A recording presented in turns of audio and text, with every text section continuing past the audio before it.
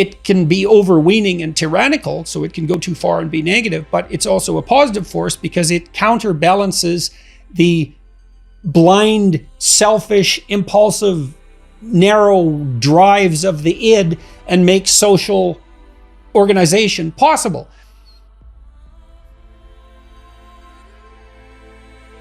Hey there! It's hard to find good help for many people today. With so much information, it's easy to feel overwhelmed and that you don't have any way to sift through the noise. Luckily, motivational speakers can help. Subscribe to us for endless motivation.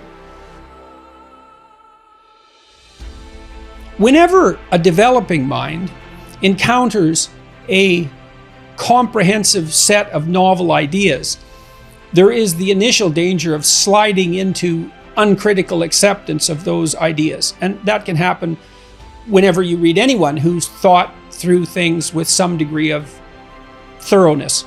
So I fell into Nietzsche, I fell into Dostoevsky, I fell into Jung, I fell into Freud, I fell into Rogers. The latter are all clinicians. When I teach my personality course, when I taught my personality course at Harvard and at U of T, I would present each thinker in the strongest possible terms. But even though they didn't always agree, there's a central element of agreement, but certainly plenty of disagreement. And that was somewhat disconcerting to the students because they would identify with one thinker and then we'd go on to another, and they'd identify with them and then we'd go on to another, and so on. But I think that's okay as long as you come out the other end, and you tend to. And so when you encounter a new set of ideas, you do tend to adopt them somewhat dogmatically to begin with as you're puzzling through them. And then later, with more development and more reading, you kind of come back to yourself. And so I think that's part of the developmental course of expanding your philosophical or psychological knowledge. I do warn against oversimplified thinking. That's a method. It's actually a discourse on methodology of thought. You know, what I warn against primarily there are low resolution answers to low resolution questions. What should we do about the planet's ecology? Well, that's just not a very good question. It's way too vague. How should we restructure our economic system? Well, it's too global and vague. Those questions don't lead to productive answers because they're ill-formed. How do we make people less aggressive? That's another category, another question of that type. You have to differentiate the questions so to a very high degree before you can be reasonably sure that your conceptualization is productive and not dangerous, and so that you have some shot at perhaps answering the question in part. So with regards to aggression, for example, maybe you're concerned about interpersonal aggression between people. You might be able to say, how could we reduce the incidence of physical aggression, kicking, biting, and hitting, for example, among 6-year-old boys in a given geographical locale? A much more specific sort of question. So I would encourage people to think in detail and not to accept blanket ideological answers. You do that in proportion to your ignorance of the field. Like all of us want to have a complete map of the world, but we lack differentiated knowledge of many, many things. And so when an ideology comes along that purports to provide all the answers to even questions that we haven't yet asked, we're likely to welcome it because it fills in the gaps in our map. But you have to be careful of confusing that with genuine knowledge. And you have to strive towards genuine knowledge. So I would say for people who believe perhaps that they've fallen too deeply under the sway of my ideas, the best antidote to that would be to read other people. I have a reading list online at jordanbpeterson.com. Under books, there's a list of recommended books there, which were books that I found particularly influential. So maybe that would just cement the dogma, but I don't think it would. And so broader reading is advised, and writing as well, for that matter, if you really want to learn to think in a revelatory manner, creative manner, and also in a critical manner. Writing and editing is an extremely useful thing to do. So, but I'll reiterate, when you first encounter a set of philosophical ideas, especially if haven't been inclined to think philosophically that much in the past, you're very much likely to come under the powerful sway of the first trained mind that you encounter. But well, don't stop there. There's lots of other people to read. I guess the other thing I would recommend, I viewed the teaching that I did and the writing, especially with Maps of Meaning, as an antidote to ideology. And because it's not easy to differentiate ideology from belief, or ideology from religion for that matter. So what's the difference between ideology and religious belief, or belief per se? My sense was that an ideology not only provides a very low resolution representation of the world, but it also tends to only tell part of the story. Now, so then you might ask, well, what's the whole story? And that's a very complicated question. But my answer to that, and this is a consequence of reading deeply into the clinical literature, my hypothesis about that was something that was it turned out being essentially akin to Freud. Now, Freud produced a very balanced picture of the psyche, which is part of the reason Freud's thinking was so influential, and part of the reason why his thinking still saturates our thinking, even though we think we've dispensed with Freud. Actually, what we've done is incorporated the most brilliant insights of Freud so deeply that we think of them as presuppositions now, obvious, like that we have an ego. Everyone knows what the id is, or virtually everyone, or certainly believes that we're driven by fundamentally, unconscious and biological drives. That's a very Freudian idea. And that there is some superego, the effect of society upon us, or at least some concept that's akin to that. We've taken a lot of Freud's ideas, but Freud was very balanced because he talked about the id. So you could think about that as nature within. It's the natural world within.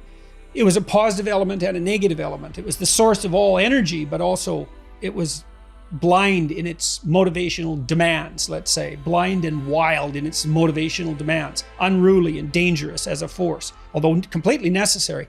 And then the ego, had a positive element and a negative element as well. So, and then the superegos, that's society, all things considered, that's the patriarchy from the Freudian perspective. It can be overweening and tyrannical, so it can go too far and be negative, but it's also a positive force because it counterbalances the blind, selfish, impulsive, narrow drives of the id and makes social organization possible. So Freud has a 3-tier view of psychological reality, and each element has a positive and negative pole. And to me, that indicates a balanced theory. I believe that an intact religion tends to produce a balanced representation of that sort, and that what ideologies do is parasitize that fundamental narrative. And so I can outline 2 ideologies. So I would say that the narrative that drove the settling of the United States in particular, the frontier myth, that's a ideology. So it's positive individual. That's the, forthright pioneer, boldly going where no one has gone before. Because a positive view of civilization and society, because along with the pioneering spirit comes the civilization that's imposed on, well, then there's nature, negative. It needs civilizing. It's a wild force, and the positive individual bringing benevolent culture to the savage world. That's the frontier myth. And it's very motivating, and it's true because that's a story that can be acted out, but it's incomplete. And I believe that was compensated for, that incompleteness was compensated for, that this started to happen in the late 1800s with the rise of the conservation ethic, but also really manifested itself in the 1960s with the environmentalist ideology. And I'm not saying that there's no valid environmentalist claims. That's a different issue. But there's a narrative.